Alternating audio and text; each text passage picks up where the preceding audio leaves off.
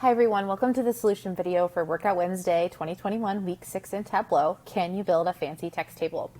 So I'm going to go directly to Tableau Public and look at the final solution. So the final solution is exactly as described, a fancy text table. So often when we work with tables, or at least when I work with tables, we all know that they're very data dense, and you often end up with a crosstab, as it's called in Tableau, of just a whole bunch of numbers and not a lot of insight. So this is aimed at taking a crosstab and jazzing it up a little bit so that it's more intuitive for your audience. And specifically, if you look at what this text table has in it, we've got basically a sales progress report where we've got the current year sales for each month, the prior year sales, a comparison indicator if current year is greater than, better than last year, represented by a check mark or an X, the delta associated with that. So January of the current year is 25K above the prior year. The percent difference also represented by color and coding that's actually repeated from the icons here. What the best sales day within that month was, what the worst day was, and in terms of the months, is it in the top half of months, so the top 6, I think, or the bottom half. So there's a lot going on here. Let's go ahead and unpack this visualization. So this is all done with one sheet inside a Tableau desktop, and I'm going to pop right into what the final sheet looks like.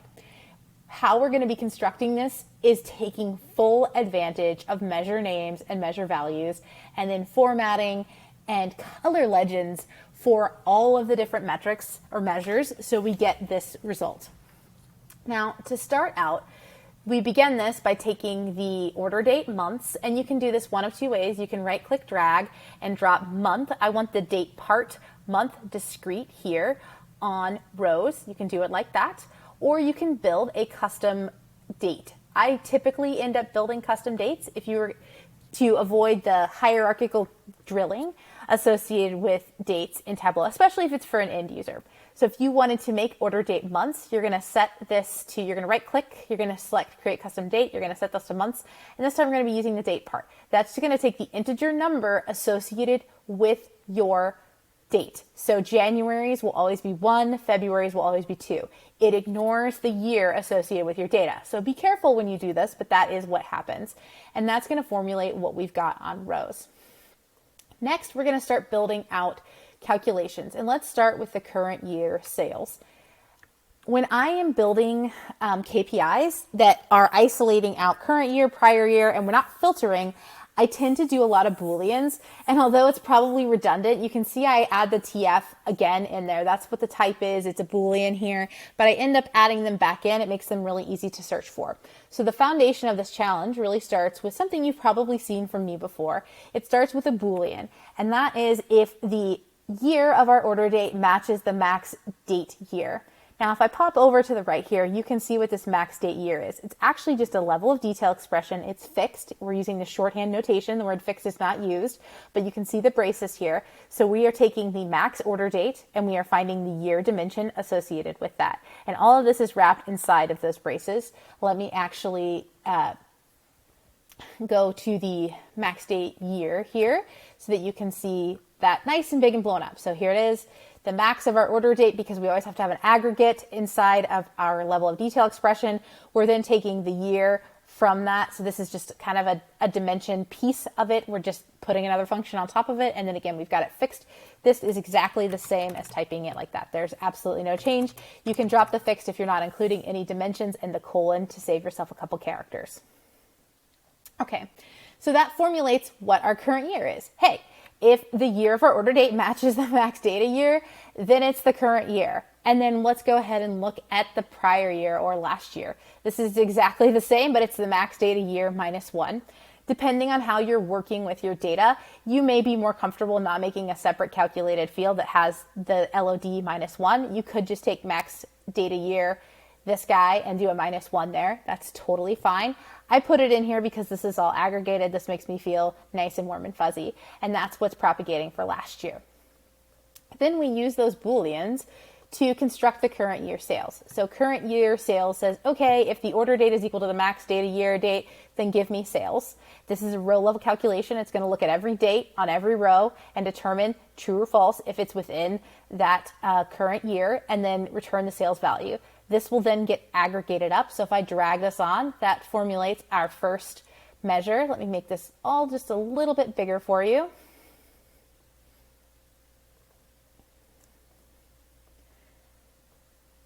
Bump it up to 16. So now we've got our order date or our order month, and we've got our current year sales. We do the same thing with last year, and this is going to start what our measure names and measure values are going to look like. So same thing, we've just got our Boolean for the prior year or last year. We're going to drag that on. To invoke measure names and measure values, I usually like to drag it and wait for show me to show up. If show me shows up on a text table, then you know when you drop this, it's going to invoke measure names and measure values. So you can see what happened. Tableau added measure names to columns, and it added measure values to text or label, and now you're seeing the measure values shelf right here. So those are our first two, and this matches exactly what our solution has. We've got CY sales and LY sales. Now let's get fancy and build the CY versus LY calculated field, or let me show you what it looks like. This is a common function that I like to use. I've talked about it before in the past. It is called sign. So what sign does is it just returns a 1, -1, or 0, depending on the direction or the sign of the number. And for this particular case, we're going to take the percent difference of current year and last year and figure out if that is positive, negative, or 0. So let me go into percent diff so we can look at what that is. This is your normal percent diff calculation. We've got our current year sales aggregated up minus our last year sales divided by our last year sales. So this will give us our percentage different value. So for this one, we're going to be positive because it's going to be like 25K divided by 18K. So we're going to get some positive amount, and that'll be returned as a percentage. And then again, like I said, we just build this out and we just take the sign of that. Now, when you do this, and I will drag it on and it'll already have the formatting, because it's going to be a 1, a 0, or a -1, you can trick Tableau and format on top of that to make it prettier. So if you go to default properties, number format, and you use a custom format, and you've seen this from me before, I usually do this with the indicators, like an up-down indicator, the same thing. Tableau functions off of a positive, how you want to format positive, how you want to format negative, and how you want to format 0. So anytime there's a 1 or a positive number, it actually doesn't matter what it is, it's going to be a check. Anytime it's negative, it's going to be an X, and anytime it's 0, it's going to be that line. Now, these are emojis. You can copy and paste these in. I use Emojipedia a lot for them. You can also use Unicode characters. You'll notice that they are not colored here. We'll get to that in a bit. But also I want to call out that when you look at this on Tableau online, or Tableau Public, excuse me, that you will see that they are colored, and they're actually colored by the emojis. So depending on how it renders on your server or on Tableau Public, and this will either render as a full emoji because of your browser, or it will maybe render as a Unicode character if there is an analogous. Again, it just depends on your browser. So that's our first calculation. Let's look at the delta. The delta is what we've already talked about. It's just current year sales minus prior year sales or last year sales. So we can drag that on, no problem. I've given these nice names. You can search in your character map for a delta symbol, or you can Google for a delta symbol. And I've done that so that my headers, I don't have to rename them for my measure names. They're exactly what I want them to be. Let's go ahead and add on the percent diff since we've already constructed that guy. And now let's focus on first adding some of the color formatting in. So to do this, what you're going to want to do is you're going to want to control drag measure values onto color, and this will give you a color legend for your measure values. You can see there's one color legend that's unifying all of your measures, which doesn't make a whole lot of sense because some of these are 0s and 1s, right? And some of these are percentages, which are very small, and some of these are very large numbers. So what you can also do is right click on the color legends and use separate legends. And this is where the hackery or the fun comes in with Tableau. So our first column is black. So I happen to have a nice dummy black gradient that I've built in and added to my preference file. If you don't have one, just do a divergent color palette, both sides black, color step 2. So now it's all black. We're going to repeat the same thing for our last year. And now let's get fancy and let's actually color our current year and last year. So you'll see that even the color legend says there's an X and a check. And then to adjust this, you're just going to set your two colors. For the sake of this, I'm going to go ahead and just pick the red, green, white diverging, and I'll make it stepped and just set it to 2. That means there's no white in the middle or in the center. So now all of our green checks are green and our red X's are red. And this will work with any color legend that you, or any color palette you want to use. For the delta, it's repeated. We actually have a positive and a negative, and I am going to customize this one a little bit further. So let's go back and choose our red, green, white diverging. I'm going to step it. I'm going to set it to 2. And this one I'm actually going to do advanced, and I'm actually going to just start it and end it and center it. So I'm going to start it at -1, I'm going to end it at 1, and I'm going to center it at 0. So now we've got our greens when it's positive, our reds when it's negative. You don't need to extend the range of the color palette in this scenario because it's really clearly defined at above or beneath 0. This is probably a little bit overkill, but this is how I like to create my color legends and make sure they're very specific so that if new data were to come or if you were to filter for something, Tableau doesn't try to re-engineer what that color legend is actually associated with. And just for the sake of demonstrating what this format looks like, if you right click on the delta and you look at the default properties, I've customized this further. I've just added in quotes these characters to the front. So we've got the plus symbol, the $sign, the number, a comma separator for the thousands and the numbers, and then the 0, so no decimals, and then the negative as well. I haven't clearly defined what 0 will be like, so it's going to mimic the positive values in this particular scenario. So that is what our delta looks like, and then we'll just repeat this same color legend concept. I mean, I've repeated it. I guess I didn't put it on the delta, so let me take it off. But it's repeated throughout the entire process. So once you get a nice color legend or a color palette that you like, you can do this over and over again and make really nice, clean visualizations. So this is the same thing. This is going to be -1, +1, and 0 for our percent diff. So positive is good, negative is bad. And now let's focus on the worst day and the rank. So, and the best day. Let's start with the best day and let's unpack what this is. So I'm going to first go to best sales day. So the best sales day is an LOD.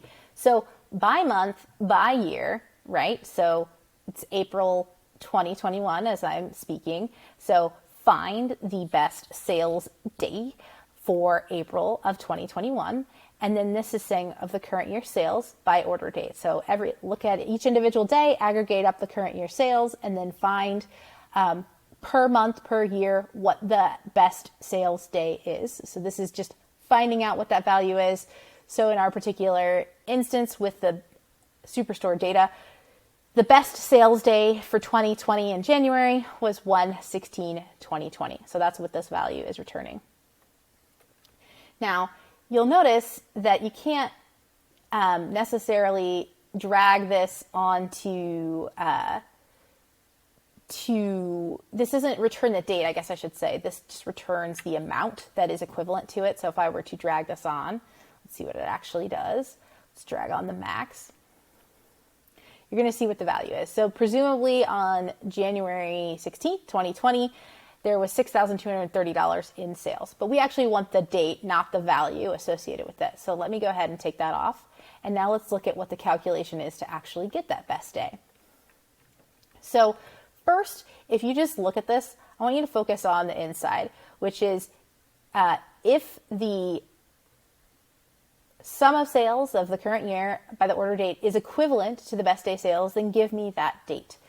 This is finding January 16th of 2020, this piece right here. It's going to say, hey, this is the date if it matches this condition. Otherwise, it's going to be a null. So it's always going to return basically one value once you aggregate it or find the max, that January 16th value down here. Now, this is where it gets kind of tricky because you can't actually, and I will copy this out. Let's actually copy this whole thing so you can see it.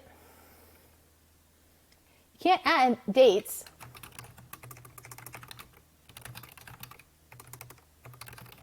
to measure names. So let me take off this +2 and let me take off this int. So this is truly, and let me go ahead and click apply so that you can see this. This is a date calculation. It's going to return a date field because it is a date. I can make it continuous, but if I drag this on, it's going to break my measure names and measure values. And Tableau tells you that a date cannot be used here. A numeric field is required. So that's the key. A numeric field is required. Since it needs to be numeric, we are going to translate our date into an integer and then trick Tableau again by formatting that integer as a date.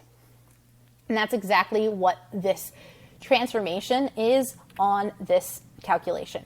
So here's our date, and then we're just going to turn it into an integer. So this is very similar if you're familiar with Excel, how the dates will show up, but you can change the format to a text and it'll become like a 6-digit serialized date. That's exactly what putting the int function around this does. Now we're also adding 2 to this integer. And that is basically because of some really old technical debt that has to do with Lotus 123, a spreadsheets program, where they got one of the leap year days wrong when they initially started serializing dates. So to compensate for this misstep that everyone else does, and basically something that's built into most programs these days, including Tableau and including Excel, you have to add 2 days to this amount. So that will translate it to the right day. If you don't do that, it's just going to be 2 days prior, and you'll be like, I don't understand. Why is this date wrong? So just add 2 to that value. And then you'll want to just format this. So let me go ahead and show you the number format here. And it's just a date format. It's just month, month, day, day, year, year, year, year. Tableau understands serial integer dates and can translate them back to a month, day, year format. Now, when you bring it on, because it's an integer, look, it says it's an integer, it says it's a number, not a problem. Hey, here's the best day. And then this one has just one color. It's all green, so we can pick a green. I'm just going to pick this one randomly. Step it, one step. Oops.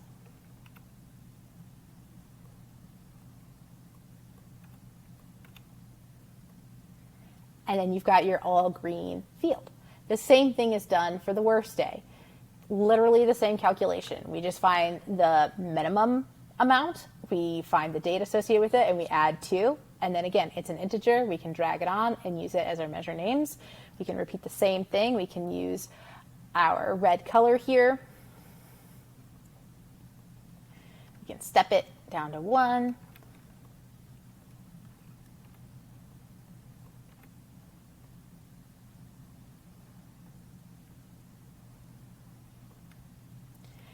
And have our worst day. And then our final one is the rank. So let me actually show you what the rank looks like. I am a big fan of using the index calculation. It's a table calculation or a table function. Index basically counts your rows in the partition of data that you're showing. So for the sake of this, we're indexing every row. There's 12 rows here, 1 for each month. And it's going to basically say what number it is or what order it's in. So January right now would be 1, February would be 2, March would be 3, and so on. So this formulates what our rank should be. And there you can see actually what it looks like. You can customize rank, so that's basically what we're doing here. We're going to edit the table calculation. We're going to set the specific dimensions and set a specific or a custom sort order so that we sort it by the current year sales. So now we're seeing that November had 118K in sales. That's the best month, so that's going to get a 1. And then it goes on from there. So February is actually our worst month that had the least amount of sales. So you'll want to create an index calculation. You can use rank if you want, but I would much prefer you use index. I feel like it's just more stable and you have more control over it. And then you're going to sort these in descending order. That's the formation of it. And then to make this rank text, we just take that same function and we say, hey, if the rank is less than or equal to 6, then give it a 1, otherwise give it a -1, basically cutting our ranks in half. So 1 to 6 gets a 1, and then 7 to 12 gets a -1, and then we're just going to literally rinse and repeat. So let me drag on our worst day table calculation, our rank text to table calculation so that we can look at what that is. And maybe you already guessed it by now, but we're going to repeat that same formatting logic where we just say, hey, positives are going to be top because they're now 1s, and negatives are going to be bottom. So -1 is going to say bottom. Any negative value will do. So that's all that's really happening here. And then you have your color legend, so you'll just repeat that same process of adding the different colors to it. So we'll step it, we'll make it 2, we'll center it, start and stop it. And now we've got our top and bottom, and we'll take our rank off. And now the only other finishing step, I think, is that we hid the format labels here. And I don't even think there's anything fancy on the text table itself. and then you've got your final product. Oh, I turned the labels off. So that's it. That's all you've got to do to get your nice fancy text table. Again, there's a lot of fun formatting tips and tricks in this, and you'll notice that with the solution, I colored these emojis or these characters with colors on the color legend, so they may appear differently on your desktop. Again, this is the solution of this exact workbook. So they are showing up as emojis here, but they're showing up more as Unicode characters here. So you may notice a difference there. That's fine. That's to be expected. Well, that's it for this week's solution. I hope you enjoyed it. Thanks.